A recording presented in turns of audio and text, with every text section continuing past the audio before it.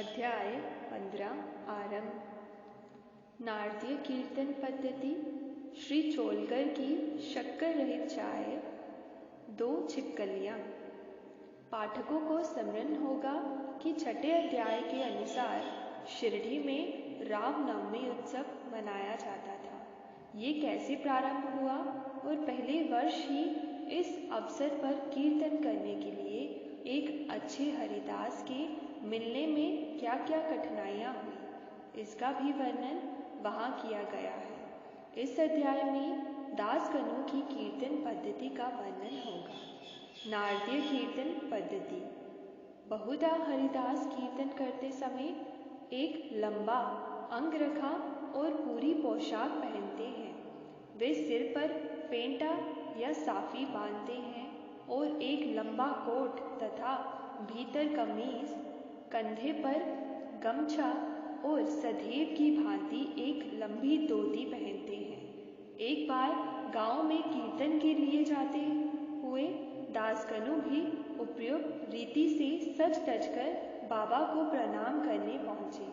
बाबा उन्हें देखते ही कहने लगे, अच्छा दुल्हा राजा, इस प्रकार बन ठन कर कहाँ जा रहे हो? उत्तर मिला कि कीर्तन के लिए। बाबा ने पूछा कि कोट, गमछा और फेंटे, इन सब की आवश्यकता ही क्या है? इसको अभी मेरे सामने ही उतारो। इस शरीर पर इन्हें धारण करने की कोई आवश्यकता नहीं है। दासगणों ने इन वस्त्रों को कभी नहीं पहना। वे सदैव कमर से ऊपर अंग खुले रखकर हाथ में करताल और गले में हार पहनकर ही कीर्तन करते थे। यह पद्धति यद्यपि हरिदासों द्वारा अपनाई गई पद्धति के अनुरूप नहीं है, परंतु फिर भी शुद्ध तथा पवित्र है। कीर्तन पद्धति के जन्मदाता नारद मुनि कटी से ऊपर सिर तक कोई वस्त्र धारण नहीं करते थे। वे एक हाथ में वीणा लेकर हरि कीर्तन करते हुए त्रिलोक में घूमते थे। श्री चोलकर की शक्कर रहित चाय।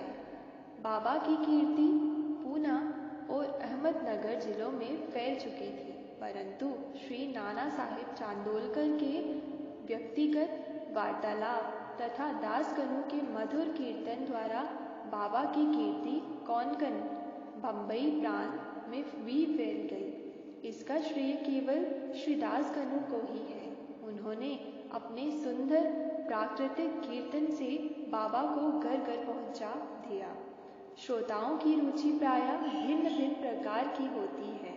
किसी को हरिदासों की विद्वता, किसी को भाव, किसी को गायन, तो किसी को चुटकुलों तथा किसी को वेदांत विवेचन और किसी को उनकी मुख्य कथा रुचिकर प्रतीत होती है।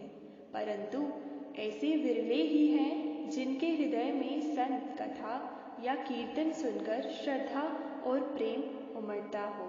श्री दासगणु का कीर्तन श्रोताओं के हृदय पर स्थायी प्रभाव डालता था। एक ऐसी घटना नीचे दी गई है। एक समय ठाणे के श्री कोपिनेश्वर मंदिर में श्री दासगणु कीर्तन में श्री साईं बाबा का गुणगान कर रहे थे। श्रोताओं में एक चोलकर नामक व्यक्ति, जो ठाणे के दीवानी न्यायालय में एक अस्थायी कर्मचारी था, भी वहां उपस्थित था। दासगणु का कीर्तन सुनकर वह बहुत प्रभावित हुआ और मन ही मन बाबा को नमन कर प्रार्थना करने लगा कि हे बाबा, मैं एक निर्धन व्यक्ति हूँ और अपने कुटुंब का भरण पोषण भी भली भांति करने में असमर्थ हूँ। यदि मैं आपकी कृपा से विभागीय परीक्षा में उत्तीर्ण हो गया तो आपके श्रीचरणों में उपस्थित होकर आपके निमित्त मिश्री का प्रसाद बांटूंगा। भाग्य ने पलटा खाया और चोलकर परीक्षा में उत्तीर्ण हो गया। उसकी नौकरी भी स्थायी हो गई। अब केवल संकल्प ही शेष रहा। शुभस्य शीघ्रम। श्री चोलकर निर्धन तो था ही और उसका कुटुंब भी बड़ा था, अतः वे शिरडी यात्रा के लिए मार्ग व्यय जुटाने में असमर्थ हुआ।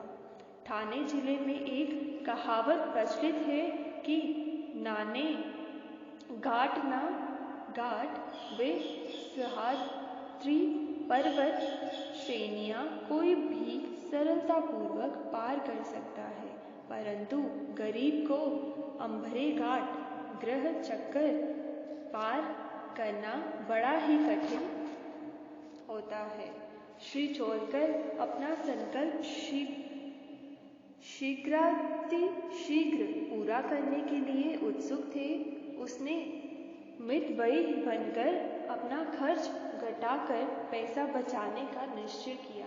इस कारण उन्होंने बिना शक्कर की चाय पीना प्रारंभ किया और इस तरह कुछ द्रव्य एकत्र कर वे शिरडी पहुंचा। उन्होंने बाबा का दर्शन कर उनके चरणों पर गिरकर नारियल भेंट किया और अपने संकल्प अनुसार श्रद्धा से मिश्री वितरित की और बाबा से बोला कि आपके दर्शन से मेरे हृदय को अत्यंत प्रसन्नता हुई है।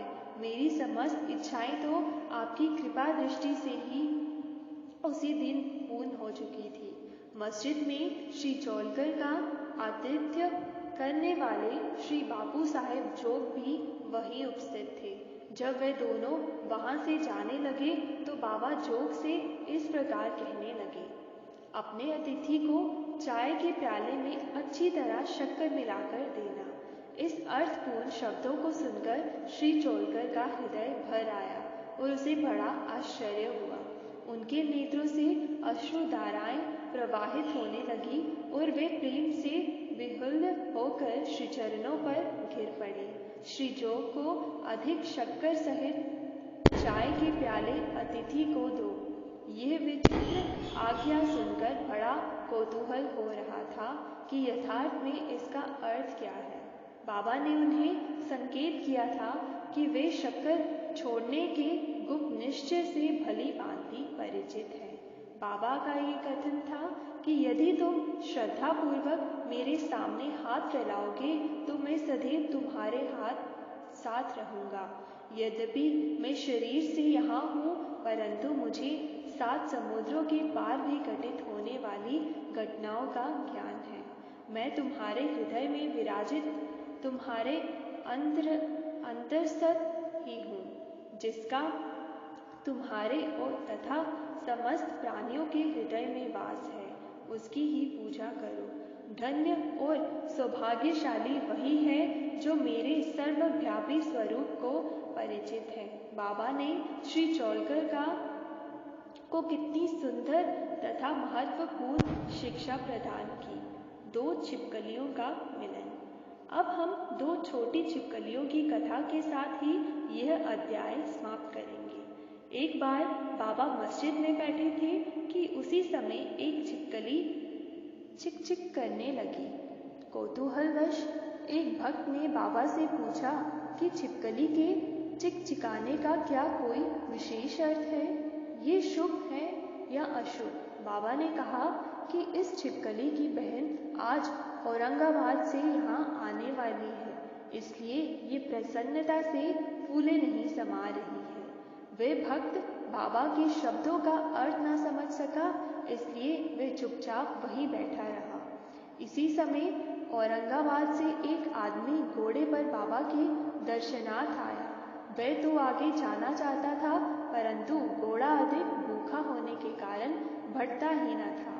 तब उसने चना लाने एक थैली निकाली और धूल झटकाने के लिए उसे भूमि पर फटकारा तो उसमें से एक छिपकली निकली और सबके देखते देखते ही वे दीवार पर चढ़ गई। बाबा ने प्रश्न करने वाले भक्त से ध्यानपूर्वक देखने को कहा। छिपकली तुरंत ही गर्व से अपनी बहन के पास पहुंच गई थी। दोनों बहनें बहुत देर तक एक दूसरे से मिली और परस्पर चुंबन व आलिंगन कर चारों ओर घूम घूम कर प्रेम पूर्वक नाचने लगी। कहाँ शिरडी और कहाँ औरंगाबाद। किस प्रकार एक आदमी घोड़े पर सवार होकर थैली में छिपकली को लिए हुए वहाँ पहुँचता है और बाबा को उन दो बहनों की भेंट का पता कैसे चलता है। ये सब घटना बहुत आश्चर्यजनक है और बाबा की सर्वव्यापकता की द्योतक है। शिक्षा: जो कोई इस अध्याय का ध्यानपूर्वक पठन और मनन करेगा, साईं कृपा से उसके समस्त कष्ट दूर हो जाएंगे और वह पूर्ण सुखी बनकर शांति को प्राप्त होगा।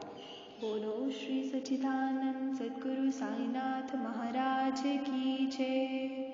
अध्याय 15 समाप्त।